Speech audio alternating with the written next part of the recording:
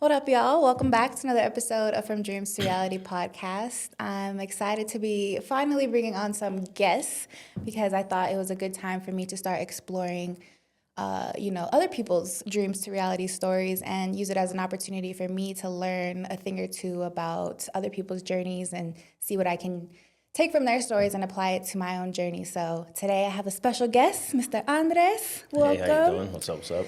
I was trying to think about when we first connected, and I was like, it's been a long time. A long time. I was kind of surprised. But while I was trying to remember, I scrolled through our messages, and something that popped up to me was your obsession for Taco Bell. Yes. So is that still a thing? Oh, it's definitely still a thing. Yeah, for sure. Yeah, I was just looking the other day, actually.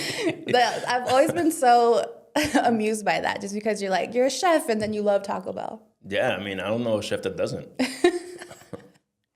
You don't know a chef that doesn't. That's great. That's great. Yeah, no. You've always loved Taco Bell then? Absolutely. It was my first experience with quote unquote Mexican food. That was it, huh? Growing up in Jersey, we didn't have like a lot of Mexican community out there. It was just like everything except for, I guess, because the distance from this part of the country. And so like I don't know, when I was like 8 years old, the first Taco Bell opened up and I was like, oh, wow, a bean burrito? What's that?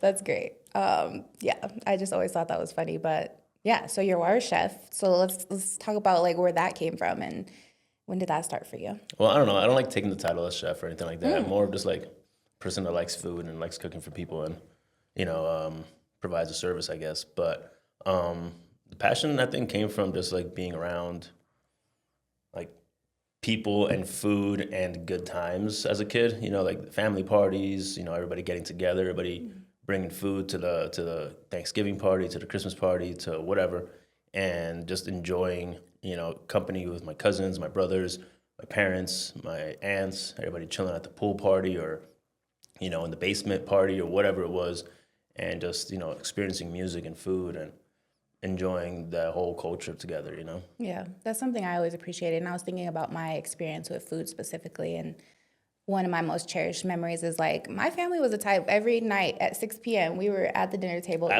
eating dinner together. Yeah, but my mom almost made it like a ritual. Like you were not eating anywhere else but the dinner table. It wasn't necessarily like this, like this, happy moment or whatever, but we were all like, hey, sit down, eat your food, and you're not getting up till you finish eating your food. Yeah. And I was like, all right. And then eventually like I would help my mom like cut up tomatoes or like season the chicken or something like that. But so I just really appreciated that, especially like in today's era, because I feel like it's very rare that I sit down and share dinner with my family like that, and so it's something I definitely appreciate. Yeah, or just like even now, I'm sure like just having the time to just sit down and just eat and be in that space. Yeah, like present for the meal. Yeah, like standing eating by the trash can and shit. Driving and eating. That's what I'm infamous for. It's a struggle. So tell us where you're at today, because I know you have a lot of different endeavors. So right now, currently, I'm still one of the owners of Pig Latin Cocina. Used to be a food truck. I own a few food pods inside of Coati downtown called Arepapi, Toasted Buns, and Anju. Just kind of, dipping my feet in different things. That's kind of it right now. Yeah. Nice. Yeah, so I love the Caribbean nachos at Pig Latin. Those are my favorite. And then the cauliflower wings at Anju. Glad you like them. Yes. Me and my friend, we have our ritual. We go there, we'll get that, and then we'll get the bulgogi fries. What sauce do you put on the wings though? I don't know. The spicy gochujang or the miso sauce? I think the spicy one. Okay, good. It's like reddish? Yes. Yeah, good. Yes, that's so good. It's my favorite. So get cheese on them next time. Okay. Melted cheese. Oh, cheese. Missing out on the cheese. Yeah. Sounds delicious. So one of my first memories of you was when your face was plastered all over everything. Oh. I was like, that's like my earliest memory. But then I couldn't connect the dots of when we first like met. But yeah, I just remember you were on like the bus stop. Yo, I think so. One of my ex like bartenders at Pig Latin, she wasn't working there anymore. But she messaged me. She's still a good friend of mine. She messaged me, sends me a picture, and I'm not sure if this is podcast friendly or not, but she texted me and she's like, "Yo, Dre, can I sit on your face?" And I was like, "What? Excuse me?" And like the picture finally loads, and it's like a bench, and it's a picture of my face on the bench. And I was like, "Oh, sure, go ahead, whatever." That's hilarious. Yeah. Yeah. So yeah, your culinary experience began. You started the food truck. Yeah. What do you feel like was some of those? I guess, how did you decide that food truck was your path? So originally, when I was in high school, my goal was to like be a chef. I was like, I want to be a chef. I don't know what that meant. I don't know what that looked like. I don't know what a regular day to day was going to be as a chef. But I was like, I got to go to culinary school and do whatever. Ended up going to the military. Went to college when I got out for culinary. Got my associates in culinary arts. And then when I got out, I was like, well, I got to get a job. So I started working somewhere at the Rabbit Hole. And one of my coworkers was like, yo, you should apply to be on this food truck race. The winner gets a food truck. And I was like, oh, that's a great idea. So to apply for the show, you have to like give them basically like a business plan, provide what you want to sell, a logo, idea, build a menu out. And then they would provide you a food truck. And if you won, you kept the food truck. I didn't get on the show. I got into like the last part of the whole casting process, and they're like, "Hey, if we call you next week, you got to be in LA within a week." And I was like, "All right, cool." I didn't get the call, but I had everything ready, and so I was like, "Well, I might as well just start a food truck if I got a logo, I got a menu, I got a plan, I got everything ready. Might as well just take a loan out and do it." Right. And during that time, I had just got like a good paycheck from the military after I got out for all my back pay and stuff. And so I was like, might as well use this toward that and try to start a food truck, I guess, and then see where that takes me. And then that's kind of where it all started. Nice. And so what year was that? That was I started that process in like 2012 or 2011. By the time I actually bought the food truck, it was March or April of 2013. Okay. And then when I actually opened it, like day one of sales was like July something. Yeah, July 24th, I think. Dang. So it's been quite the journey now. Yeah, it's now. been a while. It's been like 12 years. Dang. Damn. Yeah. So, yeah. So you did the food truck thing for a while, and then you decided to open a brick and mortar. Is that how it played out? Yeah, doing the food truck was great and all, and it was great. But I was getting too busy for what I was able to provide out of a food truck. It was too strenuous. And so I was like, yo, I need to get off this food truck. It's too hot in here. The days are too long. Yeah.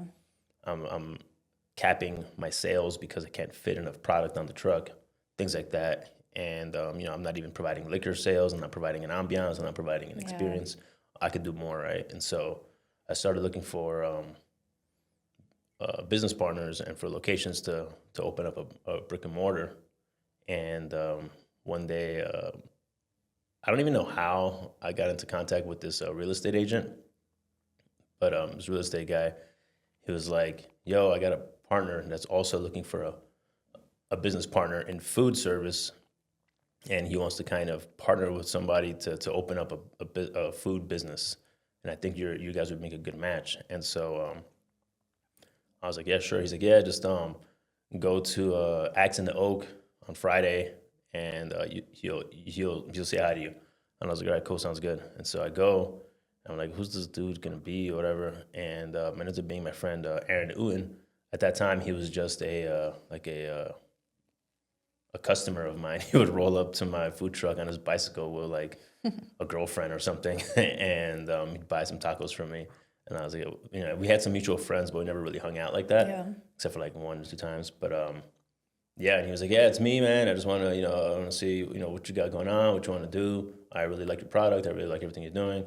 And so we talked for a bit, and then we decided to go for it. And then searching for the actual brick and mortar took a while. It was just like, we kept on looking at places, and people kept on, kind of giving us a runaround. And, it was, in hindsight, it was great that we didn't jump on the first thing that we liked, because like, where we're at right now has been such a great location for for just like proving that you don't need to be downtown to be successful, you know? Yeah. And providing just to like a neighborhood that has like a food desert up there. And it's just like, the only thing you see up there is like chain restaurants. And so like being in the middle of a neighborhood and people being like, oh my God, thank you so much for, having, a mom and pop shop up here, cool place.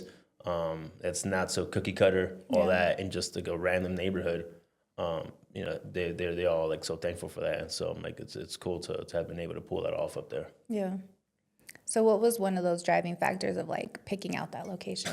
To be real, it was just the fact that there was a walk-in refrigerator inside. Oh, already had it. And it already had a grease trap, and I was like, all right, sold. Yeah. That makes a big difference. And it was literally right in the middle of the shopping strip, and so I was like, mad parking. There's constant traffic. It's Union in Dublin, who doesn't go there? There's Overtime sports bars on the corner. Every OG in town that I know is like, Overtime, I know exactly where that's at. Yeah. And so, yeah.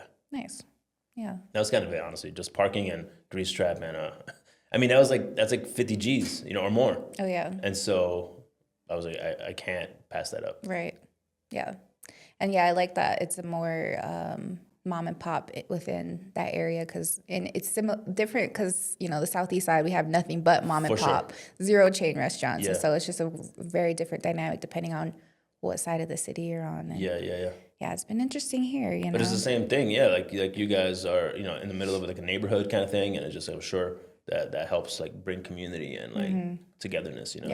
Yeah. Talk about the vibe of Pig Latin because I love the vibe there. So I'm from New Jersey and like. Not the Jersey Shore kind of part of Jersey. I'm like from the Hispanic part of Jersey, like right across the river from New York. My town, my city, I guess you can say, it's a small city, but it's all densely populated. There's like 60,000 people in like a square mile, and then it's connected to another city and connected to another city. And it's just gritty, and it's not what Colorado Springs is. There's no grass anywhere. There's no like houses. There's houses, but they're like right next door to one another, and there's like alleys and dirty streets and dumpsters, and that's what I grew up with, and that brings me comfort. And like coming out here, not that like the grass isn't pretty and all, but it's not what I'm comfortable with, and so I wanted to kind of bring a piece from home over here to kind of share my culture and share that. Just because it's rough around the edges, it's not necessarily ugly to be in, And so, I don't know. It was kind of like that's what I've always wanted to project within my businesses. Like, it doesn't have to be this aesthetically pleasing, perfectly curated space to be useful and to be good, Yeah. So, I remember one gem. I don't know if it was you or if it was Aaron that said it, but I'm sure it's both of your guys' philosophy of like maximizing every bit of space. Yeah. And that's just something that's always stuck with me, and I'm like trying to apply here, but I have a lot of space here. So when I was gonna go get some coffee, I was like, there's looking at the hallways and everything. No, for sure. I mean it's real estate, and if you're paying for it, you might as well use it, right? Yes. Exactly.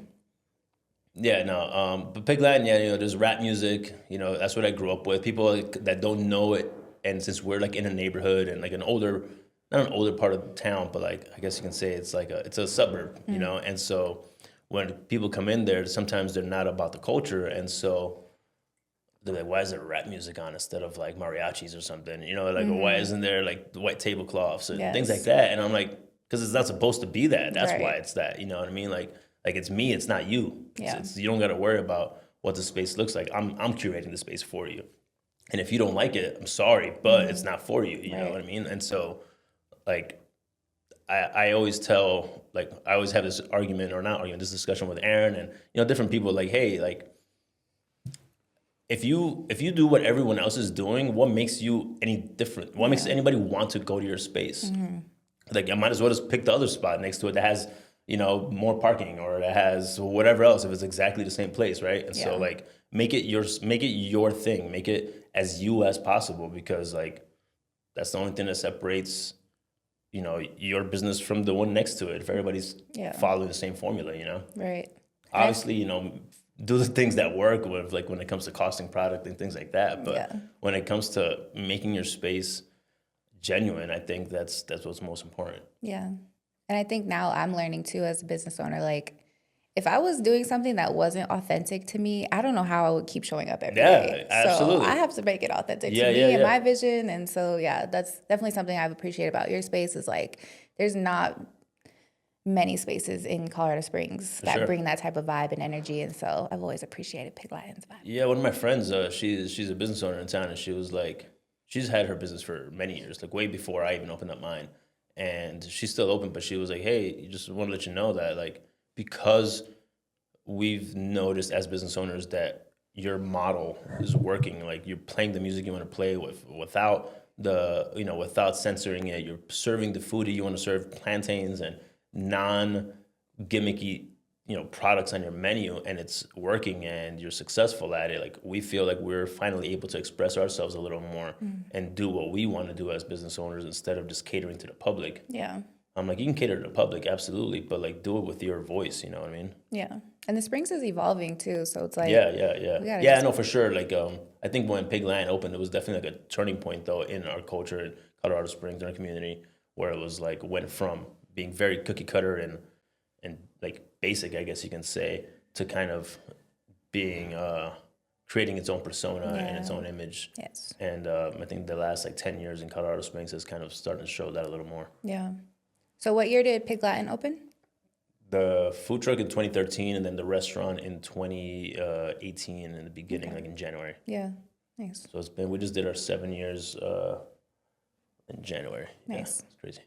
Yeah, that's a long journey. Yeah. What do you feel like are some of your big lessons learned?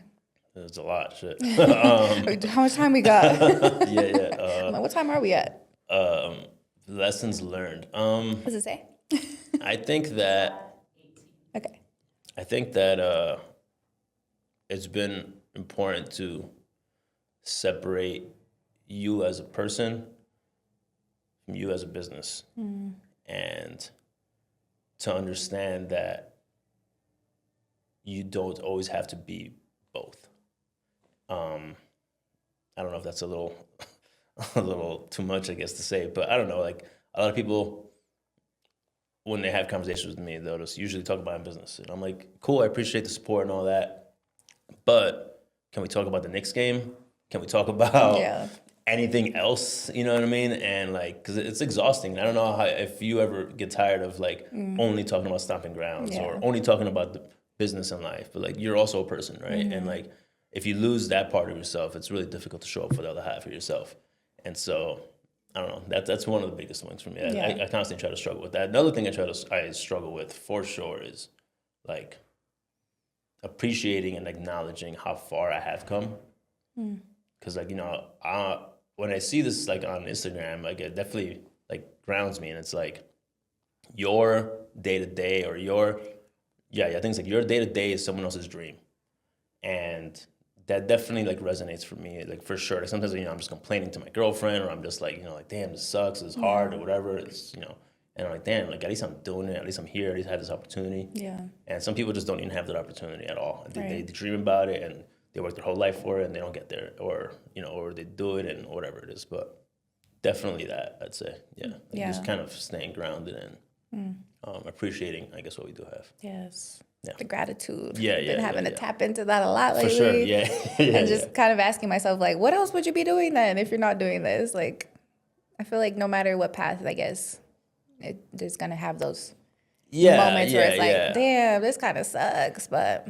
Like, I mean, there's always like ways to pivot, and like obviously don't drive yourself crazy for your business, like I was saying before, like separation. But like you can have gratitude and be appreciative, and at the same time still have other plans or figure out ways to make it better or to fix situations and things like that. You don't have to live in the suck either. You know what I mean? But yes, the mindset has.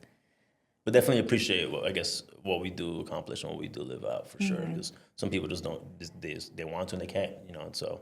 Yeah. Sure. Yeah. Yeah, it does get hard because sometimes, that's all people want to yap about is stomping grounds. I'm like, it's my day off. Yeah. Exactly. And like even leading up to opening, because my process, you already know, you were around since day one of basically coming up with this idea of this shop, and so then I had to go through damn near 5 years of how's Stomping Grounds? That's a What's lot, going yeah. on with That's a lot. Stomping Grounds? Yeah. And those But here final you are, months, yo. I know. In You're those interviewing final me, good months, I was shit. like, leave me alone. I don't know when it's gonna open, For but sure. it'll open one day, and you'll know when it does. Yeah, So yeah, that was the struggle for the longest, and I was like, but here we are. Here It's you are. open. Yeah. We're doing it. I'm Congratulations. already like almost 9 months in, and Oh, that's yeah. crazy Yeah. to think. And I've realized, okay, there's a lot of self-doubt in the early stages because Absolutely. I'm obviously like never done anything to this capacity before, Yeah. but now that I've like really learned the day-to-day of it all, I'm like, oh, I'm not great at some of this stuff, but I got this. So For sure. I mean, I think about that every day. I'm like, yo, like month 1, week 1, year 1, whatever, year 2, year 3, still like I'm in year 7 now, and I'm still learning things, and I'm still getting adjusted to certain parts of my daily tasks, and the ever changing duties that happen. One day you're the marketing person, the next day you're the chef, and the next day you're the cashier, and like you're like, how do you figure this out? And you just got to do it, Right. But that's kind of what makes us who we are, that we're able to adapt and kind of continue doing what we got to do, as much as it sucks sometimes. Yeah. We do it and we're like, all right, cool. Like a year ago, what was I doing? Well, 2 months ago, what was I doing? And you kind of continue to evolve. And the more, I guess, we like are able to understand how much we can go through, I guess the stronger it makes us. But I think that you should be proud of yourself for coming this far 5 years later, and Right. here you are with a whole ass podcast studio and Yeah. employees and a menu and all that stuff. So Yeah. that's great stuff. Thank you. Yeah. Yeah. I'm curious because like I've always thought like if I get asked what advice do I have, I'm like, it's too early, but I think I would say something like starting with something small, or like having those steps, and like similar to like starting with the food truck and then going into brick and mortar. So do you think, what would your advice to others be? I would say the same. There's a few different theories, I guess you can say, but I side with that theory for sure. I think it's easier to like corral things when you can have your arms around them a little bit, and kind of makes it more digestible for your brain to be able to like kind of calm down at night when you're like, oh, it's just these small operations, just these little things that you got to handle. But if you had like 20 employees and you had no idea how to handle employees, and you had all these schedules and a huge building with all these things, it would be a lot more difficult to wrap your head around. But some people operate that way. Like my business partner's theory is definitely like stress is just relative to how you're able to accept it. And so yes and no, you know what I mean? Like I'd rather not have that high level of stress at start. I just don't operate that way. Right. I mean, I can, but not for how long, right? Or how effectively. Yeah. And then how efficiently, right? And so like I know that I operate under stress, and I'm good working on the line, cooking and doing a million things in my head. But do I want to? Not really. Like I want to enjoy the process, Yeah. And some people are just like, it doesn't matter as long as you do the process. I'm like, no, I want to enjoy the process. Yeah. And so, Same. Yeah. Same. So I mean, yeah, for sure, I would definitely recommend starting small for sure, and then knowing when to scale though. Like if you got a lot of momentum behind you, and there's people following you, and you got a product and you're selling things, and like don't hold yourself back out of fear or out of not knowing how to, because like you don't know how to regardless. You might as well not know how to and continue to move forward, right? Like instead of staying in place. Right. And so like kind of figuring that out, like, hey, I'm capping my sales at this point for some weird reason. I'm just not making any more sales, or my inventory doesn't allow me to make more sales. Like, all right, get a bigger warehouse, get a bigger distribution system, or whatever you got to do. Like don't just extend your hours. Yeah, whatever. That's my next step. Whatever you got to do. Provide a service that makes people want to come in after these hours, or whatever you got to do. Because if there's no actual reason to cap whatever your product is generating, then you're the one that's stopping it, not the community, not the market. Yeah. I guess what were some of those moments where you felt like you had to like maximize something? Well, like the food truck to the brick and mortar, like that was step number one. We were like, yo. I was running it when I was married at the time with my wife at the time, and like 1 to 2 employees on busy days. And so we're just like, all right, on the busiest day we can make like $2,000 in like 8 hours. And it's not bad because like there was no overhead. You know, the food truck was paid off. All I had to do was pay for the food, pay for the gas, and pay my employees. And then everything after that was just profit. And so on like a $2,000 day, I'd keep like $1,500, you know, and that's in one day. And that's great. But I was like, well, what if I can have a kitchen that has storage and it has a bar, and you know now I don't have to even make any of this food. I can literally have cooks making my food, and now I can at least take a day off now and things like that. And so like you start trying to see like, well, yeah, you're working less. You also obviously you start pocketing less because you're hiring people and things like that. But now you have time, and so like when is your need for time? I guess take over. When do you want to like actually go on a vacation or like, you know, not have to be out working all day every day? Yeah. Like when does your brain need a break? And like that kind of plays a big part into making that decision, I guess. Yeah. Yeah, it's like I had a vision of what my role would be when I got here, and then I was like, oh, okay. So I've been reading the E-Myth, and it's talking about like franchising and stuff, and I'm trying to apply that to the business, like creating systems and yeah. So I'm pretty good at making all those like systems and processes. So I'm like, this is fine. I can do this, but it's just for me, the struggle now is coming down to like the delegation of things and kind of becoming hands-free. And so I'm still stuck in doing everything, which, I mean, I think it's fine for now, but yeah, trying to definitely get to that point of having systems for other people and like letting them own that piece of it. And It's easy when you have like staff that like wants to be there or that believe in you, or that it's something like, I guess, small enough, like I was saying before, to be able to corral. But when it's like a whole ass operation of like 10 cooks and you have like some hierarchy and things like that, that's when it gets a little more difficult because you have to have accountability on so many different other levels, not just one person. I can tell somebody what to do all day long, and if they don't do it, it's just one person. But now I'm just like one person, and they're like talking to another cook, and then they're talking to like the bartender and the server, and it's just like now it just easily gets out of control. And so that's when you got to start having like managers and supervisors and leads and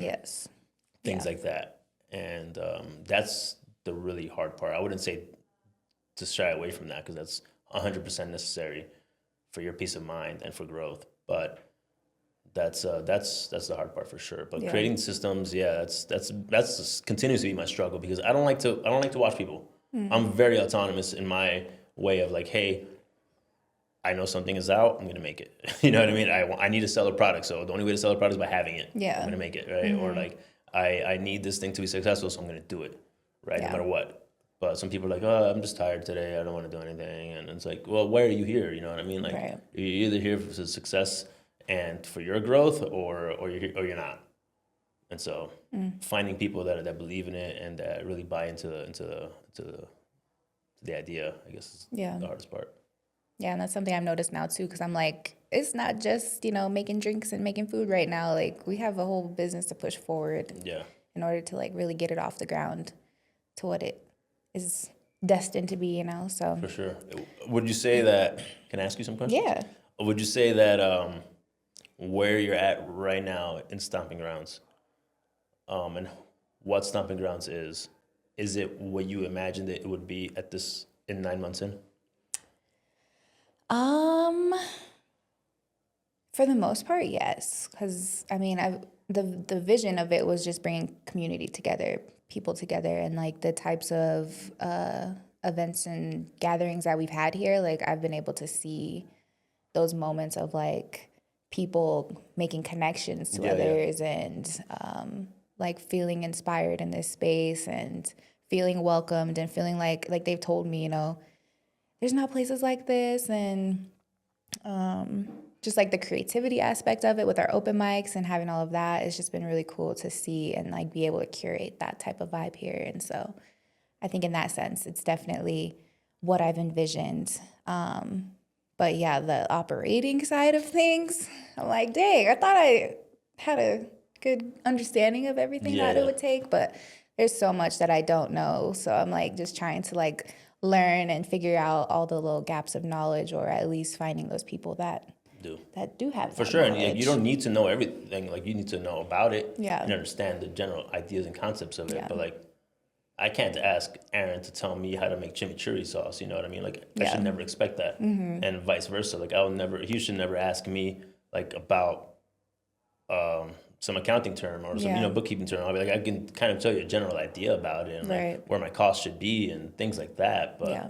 I'm not gonna sit down there and create these matrices on a spreadsheet for him. Like, I Yeah. have no idea how to do that. Right. And so, like, I Yeah. think it's important to work with people who complement you and Yes. complement each other. Yes. Yeah. Yeah. The food has honestly been one of my biggest challenges because, like, yeah, there's so many layers to it when it comes to the safety and regulations, to like keeping it as fresh as possible. Hit me up, please. Hit me up. Yes, I told you this. I'm not I charging you here. I'm know. just telling you, just hit me up as a friend. Like, Okay. I got you. I'll give you Yes, advice. I'll yes. help you You out. could do Walk a through your whole- kitchen. yeah, walk through I'll walk through and everything. I'll be like, hey, you shouldn't be doing these things. You should be doing these things. This is how you can do these things better. Yeah. It's not like trying to put you down. Just trying Yeah. to No, be better. I'm here to listen, learn, and take notes. I've been doing this since I was in the Army. Yeah. For like 20 years now and shit. Yes. So please. Well, this is step one. Yeah. Yeah. And then we'll have that walkthrough soon. But yeah, I think so. You open Pig Latin, then you go into all your other Yeah. endeavors. So what is your role with like Kawadi specifically? So I'm just a food person inside Okay. of Kawadi, honestly. I don't own Kawadi, anything at all. I own some businesses in Kawadi. Okay. But that's it. I Yeah. mean, I kind of, I help manage the space. I give some input on how things are operating. Yeah. I'm definitely like a leader in the space, but I'm not the only leader in the space and things like that. But yeah, I Yeah. definitely sit down in like leadership meetings and, things. Yeah. Yeah. Yeah. No, that space is really cool. And I was super happy when it opened. And It's so large. It's Yeah. it's kind of what we were talking about earlier. Like, it's so large, so it's kind of difficult to keep under control because it kind of just does its own thing if Yeah. you let it. yeah. Yeah. I was gonna ask you something earlier, totally forgot. Oh, so that was part one of my question. Part two of my question though is, where do you see Stomping Grounds in the next 9 months, and do you feel that it's where you wanted it to be, or has that changed? The next 9 months. I'm like, I'm just trying to get through the day. For okay? sure. I'm sorry for the. I guess I just kind of see a lot of it, a lot more people being involved and helping bring the space to life. Because like there's so many little bits and pieces that I've been trying to implement, and it's like very minimal. Like we have our whole artist alley, and so I want that to be an ongoing, rotation of artwork, having more consistent, month-to-month events. We've kind of been all over the place with our events, and so I'm like trying to get more specific and have those ongoing ones so we can kind of create a vibe around those. I mean, our kitchen is kind of minimal, so I definitely want to get a hood in there and be able to really bring some stuff together. We have some big vision for the property itself too, so. Like, not just Stomping Grounds? Yeah. So, yeah, it's supposed to be a community investment trust. Yeah. And they're supposed to do the whole makeover. They're in the process of a version of the makeover now. But I have some ideas for the business that will go next door. And so we're hoping to bring that to life and collaborate in some ways. We're thinking maybe like a shared kitchen. So there's a lot of like ideas floating. But yeah, I think just being more ingrained in the community, like we are, but like there's still so many people that don't know about us. For sure. So I think I just want to make sure we're well known, not even just in the Southeast, but throughout the whole city and beyond. Because For sure. Yeah, I think we're a cultural hub for the city. I agree. What would you say is your biggest barrier to achieving that? My personal capacity.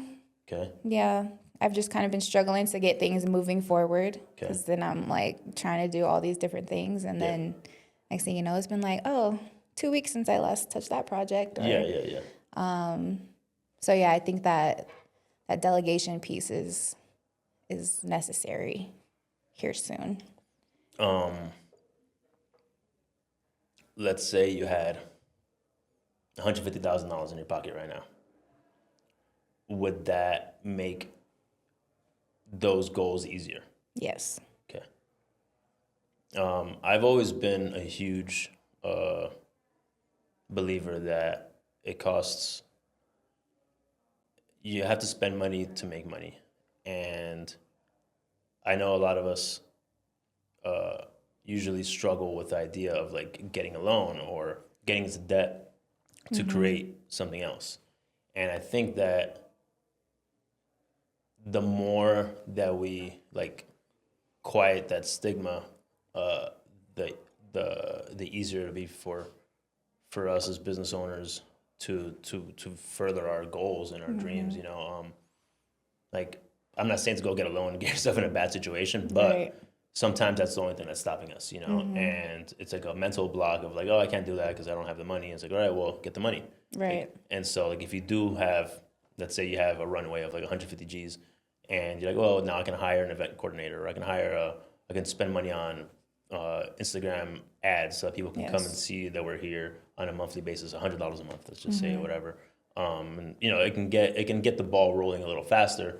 I'm not saying 150,000, obviously, but you know, whatever, a lump sum of money that can help you either like hire an event coordinator or install a hood or whatever it is, right? Like those things generate money, right? Assuming that everything else, you know, clicks correctly, right? Yep.